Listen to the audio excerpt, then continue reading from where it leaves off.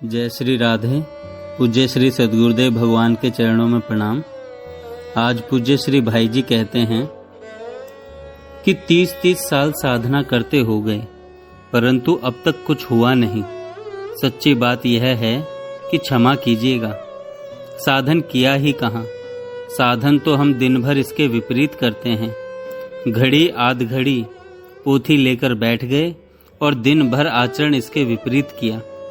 यह साधन नहीं है। 30 साल तक साधन करने की नहीं अपितु लगन की आवश्यकता है। साधन में यह बुद्धि होनी चाहिए कि यही हमारे करने की चीज है। जैसे आदमी धन कमाता है तो इसमें किसी शिक्षा, उपदेश और नियम की आवश्यकता नहीं कि इतना धन कमाया करें। वैसे ही साधन में भी कोई ऐसा नियम नहीं कि इतना नाम जप किया करें। अपने आप बिना कुछ कहे सुने धन की इच्छा मात्र होने के कारण कमाने के लिए लगन से लगता है। इसी प्रकार जब भगवान की लगन लग जाती है या भगवान की ओर जीवन की गति हो जाती है तो जीवन दूसरी ओर जा ही नहीं सकता। यदि जाता है तो इसका यही अर्थ है कि जीवन की गति भगवान की ओर नहीं है। एक बार की बात है कि काशी में मणिकर्णिका घाट पर कुछ लोग बैठे थे। ज्येष्ठ मास के शुक्ल पक्ष की चांदनी रात थी। कुछ के मन में बात आई कि चांदनी रात में नाव पर बैठ करके प्रयाग चलते हैं। वहां नाव भाड़े पर लिया और उसमें सवार हो गए। काशी में भांग घुटती है, इस कारण बैठने वाले भी भांग पिए थे और केवट ने भी। सब बैठ गए तो नाव चलने लगी। सभी सो गए। चलाते चलाते सवेरा हो गया। सवेरे जब नशा उतरा तो देखा कि नाव वहीं मणिकर्णिका घाट पर ही पड़ी है, आगे गई ही नहीं। एक ने केवट से पूछा कि क्या तुमने डार नहीं चलाई? उसने कहा कि डार चलाते चलाते हमारे हाथ थक गए। फिर पूछा कि तुमने डार चलाया तो नाव कैसे गई नहीं यहाँ से? बाद में देखा गया कि रस्सा खोला ही नहीं गया था नाव का।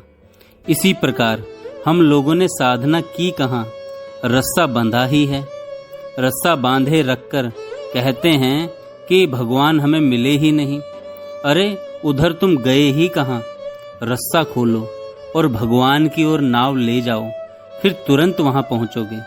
भगवान ने कहा है कि यह मानव शरीर संसार सागर से पार होने के लिए बड़ी सुंदर व सुदृढ़ नौका है।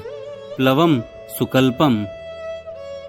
और स्मरण मात्र से ही मैं अनुकूल वायु के रूप में इसे लक्ष्य की ओर बढ़ाने लगता हूँ। हम लोग जो साधना करते हैं उसमें भगवान से कहते हैं कि महाराज हम संसार में तो बंधे रहें, संसार हमारा छूटे नहीं और इसमें रहते हुए आप भी आ मिलें। भगवान एक बात कहते हैं कि हमसे मिलना है तो अकेले में आओ और अकेले आओ। मामेकम शरणम ब्रज अनन्यास चिंतयन्तो माम। 10-20 चीज के साथ आओगे तो मेरे यहाँ जगह नहीं है। 10-20 को साथ रखोगे तो अंतरंगता नहीं होगी। जबकि हम लोग चाहते हैं कि जगत ज्यों का त्यों बना रहे, आसक्ति बनी रहे, जगत में ममता बनी रहे और जैसे घर में मोटर गाड़ी धन संपत्ति हैं वैसे ही आप भी आकर रहें, एक कोने में आप भी आकर बैठें। तो भगवान कहते हैं कि भैया यह सब रहने पर हम नहीं आएंगे, या तो इन सबको रखो या हमको रखो। इसीलिए 30-30 साल साधन करते हो गया, कुछ हुआ नहीं क्योंकि रस्सा बंधा हुआ है। हमारा मन तो संसार में आसक्त है, हम उसे छोड़ना चाहते नहीं। भगवान से अपने मन के अनुकूल काम करवाना चाहते हैं, इसलिए न जगत बनता है और न भगवान आते हैं। श्री चैतन्य महाप्रभु ने जब से इस बात को समझा तब से उनका जगत छूट गया। एक और बात, जगत छोड़ना नहीं पड़ता। भगवान का ऐसा आकर्षण है कि अगर कभी किसी की आंखों में आ जाए तो फिर जगत में रस रहता ही नहीं, जगत अपने आप छूट जाता है। जिसने उसको देखा फिर जगत की ओर देखने का मन नहीं करता। एक वेदांत के महान पंडित हुए हैं श्री मधुसूदन स्वामी, जिन्होंने अद्वैत सिद्धि नामक वेदांत के महान ग्रंथ की रचना की। वे कहा करते थे, अद्वैत वीथि पथिके रूपास्या, स्वराज्य सिंहासन लब्ध दीक्षा। एक दिन जरा नजर के सामने श्री कृष्ण आ गए तो वे लुट गए, वहीं पर सारा तत्व भूल गया। बोले, वंशी विभूषित करा नवनीर दाभात, पीतांबरा दरुण बिंब फलाधरुष्ठात, पूर्णेन्दु सुंदर मुखादरविंद नेत्रात, कृष्णात् परम किमपि तत्वम अहम न जाने। अद्वैत वीथि पथिके रूपास्या, स्वराज्य सिंहासन लब्ध दीक्षा।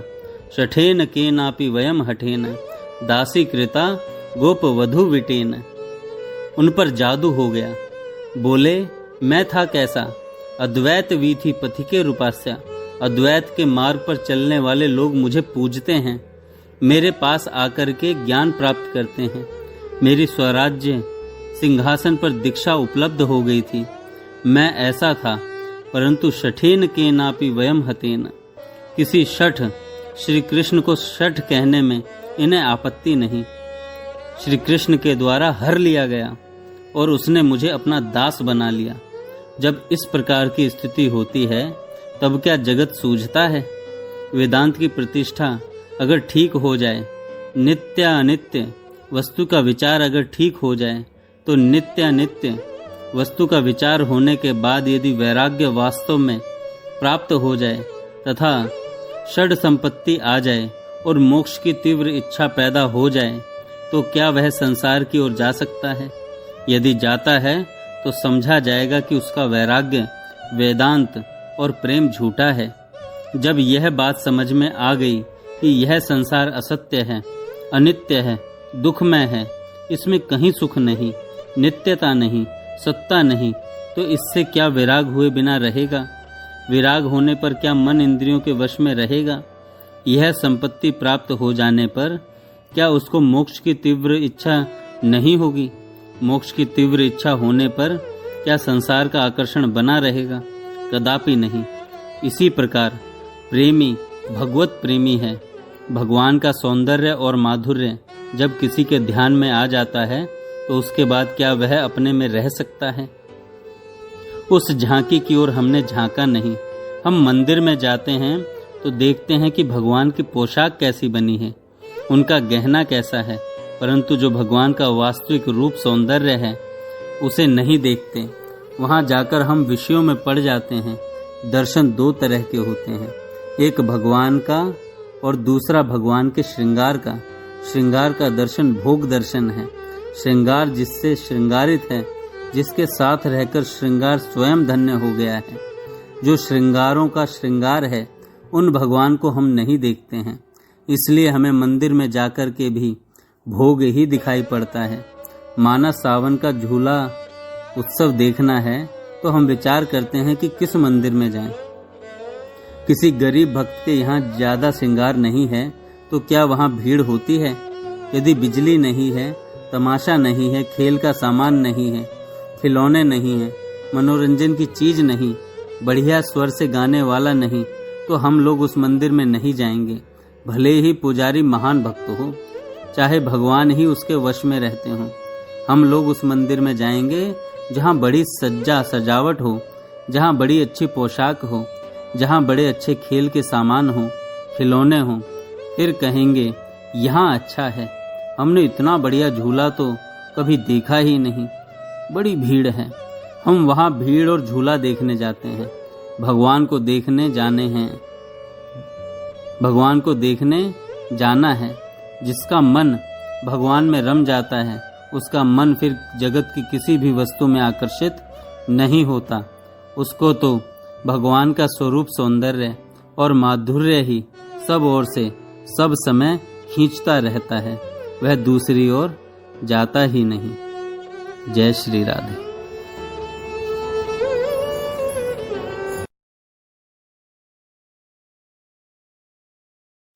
जय श्री राधे।